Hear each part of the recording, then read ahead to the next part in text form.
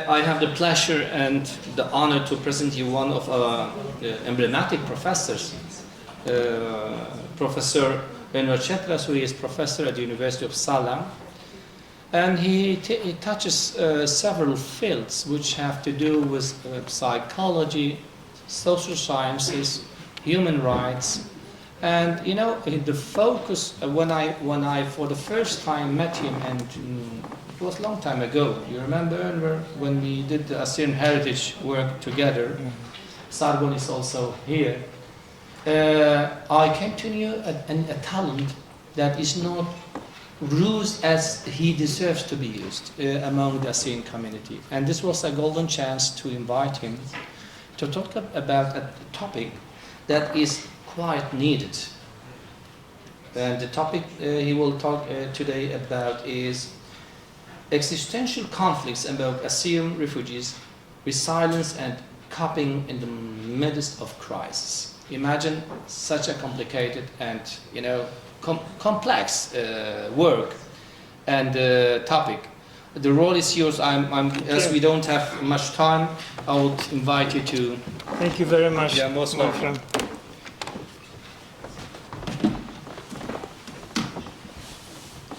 Madame Senate Valerie has left, but I thank you very much. My French is not good, my Spanish is a little better, so muchas gracias, Professor Efrem. And my Syrio is okay, but I wouldn't be able to speak academically in Syrio. والله هلا بيه وبعمله ودارو إنه مجموعة عميقو علوم دانو بسريو بس ويقول فنادي كله ببصالة اللي مو لفلي ولا شو نسريو ولا فلي وبسايكولوجي ما بكتلي honestly نقصانية تام.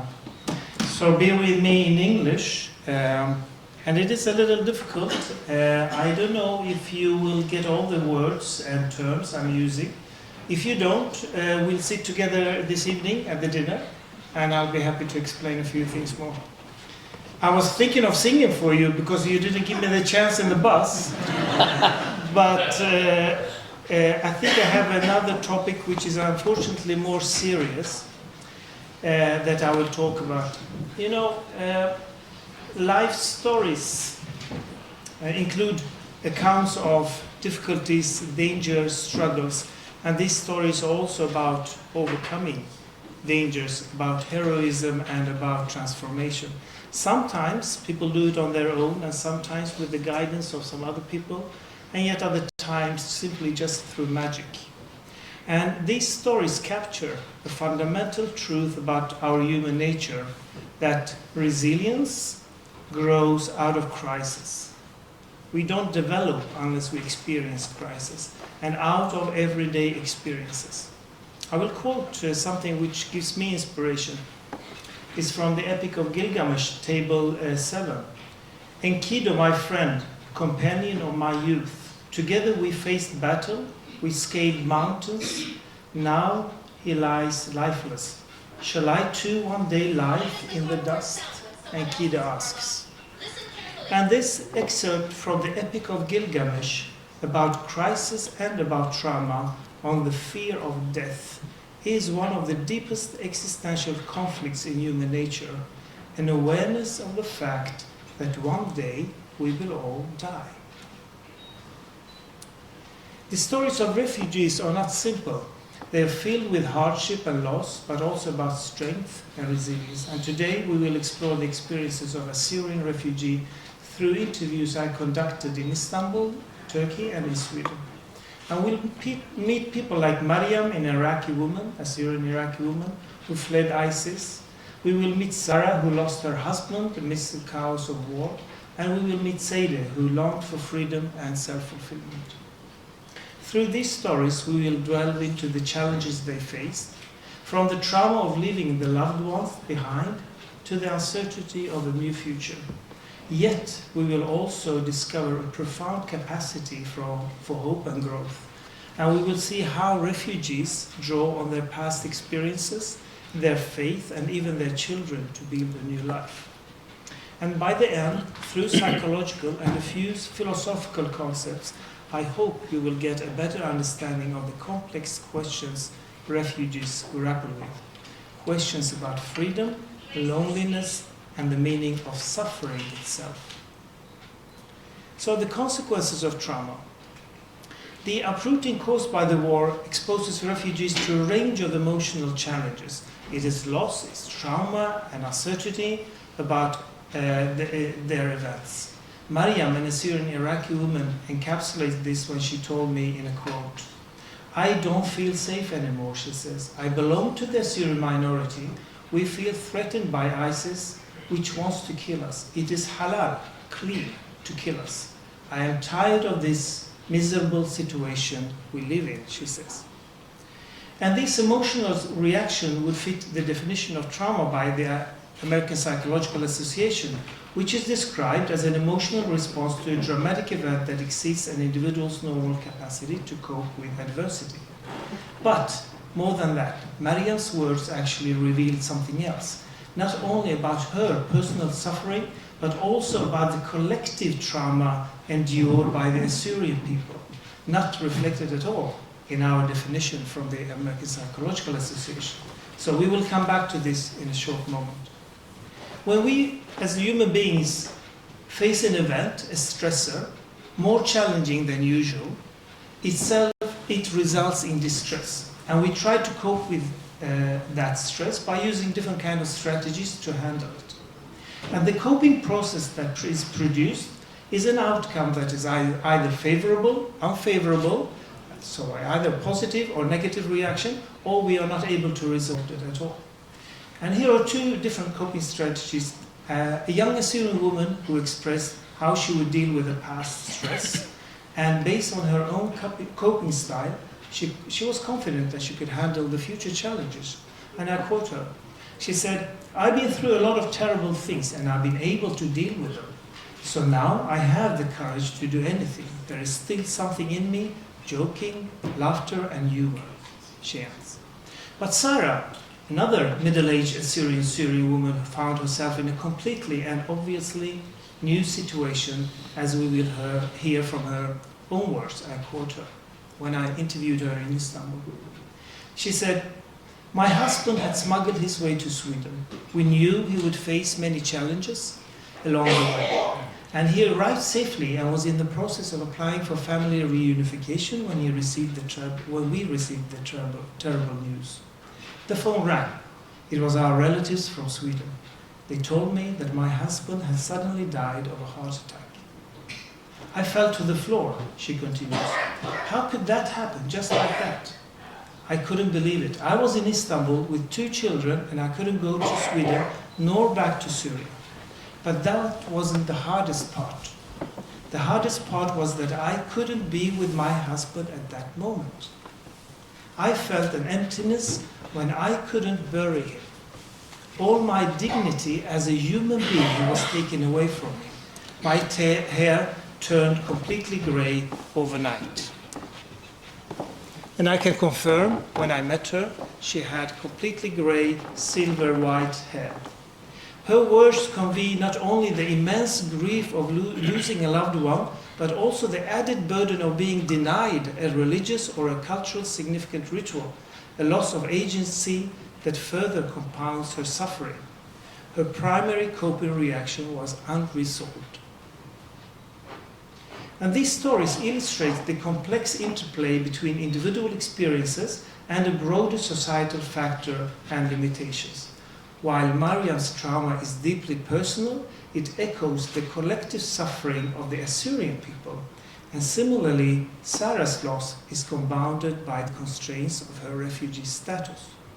I will come back to that, why it reflects the Assyrian case. But let's first expand on a few concepts.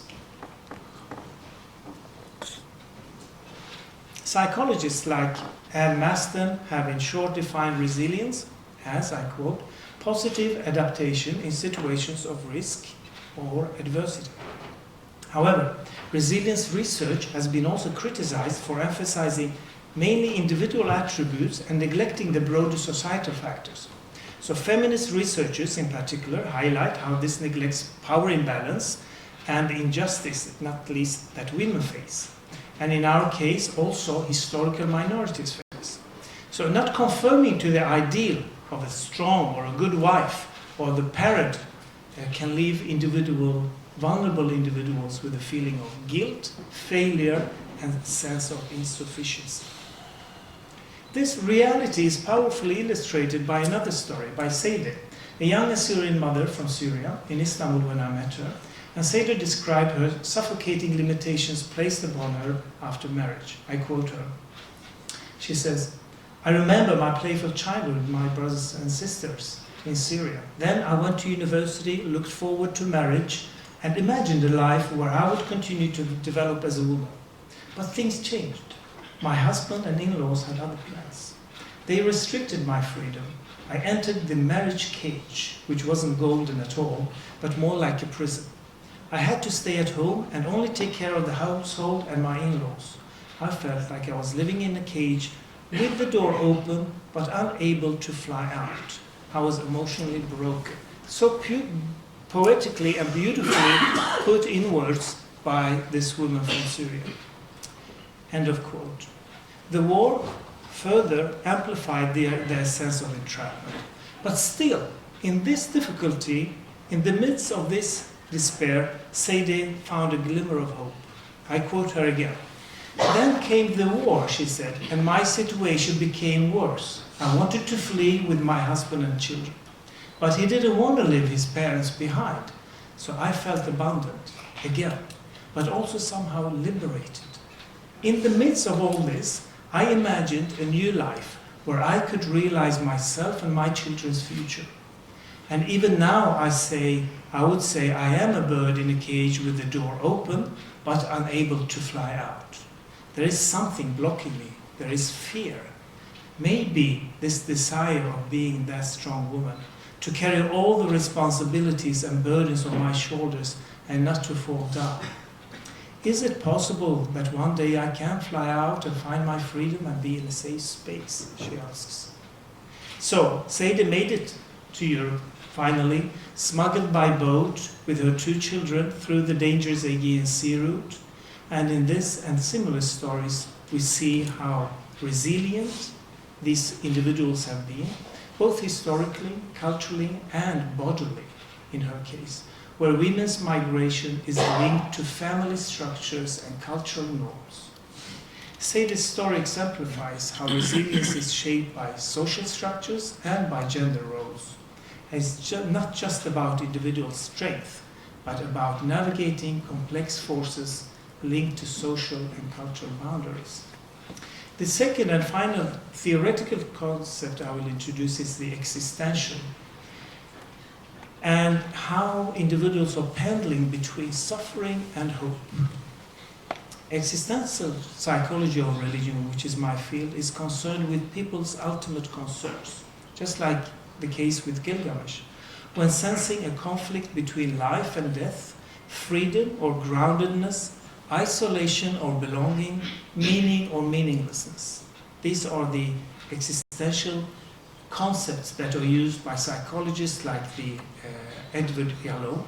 However, the existential literature, again, just like with resilience in psychology, is primarily concerned with individual expressions of illness, with limited connection to community, to institutional, political, or historical levels. So, how should we understand by this concept the voices of Assyrian refugees of war who cry out that they have no goals or no hope for the future, or who worry about their children now and the parents they have left behind, or who are targeted as a community? So these feelings are not isolated individual matters free from historical, social factors and structures. I learned that by reading another philosopher, the Mexican philosopher Uranga, who in 2021 introduced, translated from Spanish. In his philosophical and indigenous perspective, he presents 3 concepts that I would like to introduce to you. One is insufficiency, in-betweenness, and suffering. He writes, ontologically, insufficiency refers to a lack of being in human existence. So the individual always exists in a state of dependence, unfulfillment, and incompleteness, he writes. Second, minorities or migrants find themselves in this state of in-betweenness, on the way from one place to another, in the midst of crisis or change, living in a state of pendulum, he writes. And the migrant experiences are an endless journey, always in transit, away from one's origins and away from one's roots, to which one cannot return, to a destination and a life that may never even fully welcome you. And thirdly, his third concept of suffering. This way of being, he says, being in between, is a result, and it results in anxiety, it results in angst, fear, and unease. And ultimately, it results in pain and suffering. I will come back why I see this concept or reflecting the Assyrian case. But by paying attention to the existential conflicts among Assyrian refugees and analyzing these experiences from both psychological and philosophical perspectives with these concepts, we can broaden our academic understanding. We can address the criticism of these concepts, but we can also do justice to those individuals I have been able to interview. So let me go back to two areas. The freedom and responsibility of, which is the core of the existential question. The search for freedom is a basic existential need we all try to achieve. Seyde, if you remember, the university-educated Assyrian woman who felt that her freedom was restricted by her in-laws, paradoxically saw that the war was a way for herself to free herself, giving those structures and giving the potential she could see. She would search for autonomy. However, freedom comes with another part of the coin, which is the existential guilt. It's the other side. And this was also expressed by Seyde when she would say, I felt like I was living in a cage with a door open but unable to fly out. This reflects exactly the other side of the coin, that she's looking for freedom, but she's feeling guilty because she left some behind. Furthermore, the feeling of guilt is linked to having abandoned someone, guilt for leaving one's parents behind, for not taking the responsibility expected from you. It is also about not being able to attend a funeral, as in Sarah's case. So, if we stop here, seeing the refugees and their existential dilemmas as a conflict between self-fulfillment as a woman and guilt, we will end up with the conclusion that these people are weak, they are powerless, they lack agency, and ultimately their own migration is simply a failure. On the contrary, ontologically, and I will go back to the philosopher Uranga, who pointed out that we as human beings, we always exist in a state of relatedness, dependence, unfulfillment, and insufficiency. That's part of our nature. It's simply that the Assyrians know and experience about this every day. And in this framework, the Assyrians are not less than other people. They are not inferior to others because of this guilt they experience. The second and final concept I would like to introduce or present is the isolation and the belonging, which is the other existential concern that we human beings feel, that we are alone in the world, while at the same time we long for protection, we long for contact, we long for being part of something larger. For the migrant, this existential isolation is to lose one's ground, feeling abandoned by God, or losing one's faith. Sito, a young Assyrian woman, experienced this when I met her in Istanbul. She had been on the road for several years trying to find a way to Europe, and I quote her, a young woman. She said, I used to find peace in my faith, and her voice was filled with despair. She continued, this church was my sanctuary, but when the war came, everything changed. I was forced to leave behind my parents. They were too old to escape with me.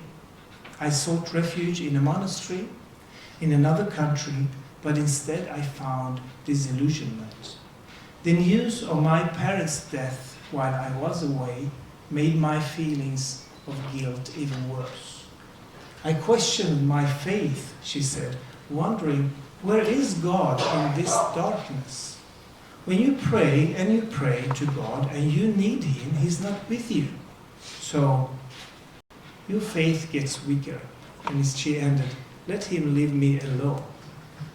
So Sito's story encapsulates this profound existential challenge faced by refugees, her doubts about God and her sense of isolation reflects the broader struggle of individuals and Assyrians in crisis.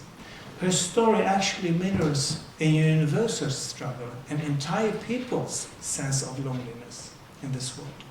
It is a God who is not present in the suffering of His people. It is a community that cannot find peace, not even here in Europe, not even in the diaspora. But again, we need to go back to the philosophical terms because psychology has a tendency to pathologize. If we go to that term, in-betweenness, described by that being in the middle of a crisis, in a transformation or in a shift of a worldview, Orania pointed out that indigenous people, as collective, experience this sense of being in transition, in an exhaustive process of becoming. They are always becoming something. So for minorities like the Assyrians, being alone in this world is a collective experience, even a matter of heritage and a fear of cultural extinction. They experience oppression and flight because of their ethno-religious affiliation, which becomes a symbolic pain they bear collectively, as you remember expressed by Mariam, the Assyrian Iraqi woman I quoted in the beginning, threatened by ISIS. She said, and I will quote her again, "It is different for us Christians. We never feel safe. We are always worried, always the target." End of quote. This threat of violence and extinction, as expressed by Mariam, underscores the existential fear experienced by populations in between. This collective suffering can lead to a sense of despair and meaninglessness, but when you communicate that and when you share it with others, it becomes visible, it becomes recognized, and it creates a sense of sharing, a community, or a sense that we are in this world together. So the Assyrian community's journey is a testament to this. Despite facing persecution and the threat of extinction, they have preserved. And as the stories of these Assyrian women have taught us, resilience is, despite the moment of crisis, a positive adaptation through coping. After all, what is coping if not building up one's own hope? And again, we will get inspired by the Epic of Gilgamesh, and I quote Table 12, which probably he knew by that time already. Let us go up on the wall of Uruk, look upon its foundations, inspect its brickwork, build it not to endure forever. Thank you very much.